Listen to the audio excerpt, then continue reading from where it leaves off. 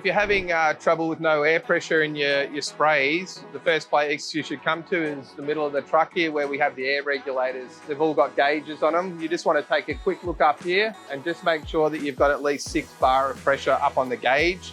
If you've got 6 bar up there, that means we're getting air through the regulators up to the switches, which should control the spray. So again, if you haven't got air pressure, you don't feel air within your switches, the first place you want to come back to are these regulators to see if the pressure's there. Now, if you come here and there's no pressure here, it's probably going to be a problem with one of your air hoses up to your regulator, which may have a break in it. So the simple fix will be just go down there, find the air leak, put a joiner in there, and you'll be up and going again.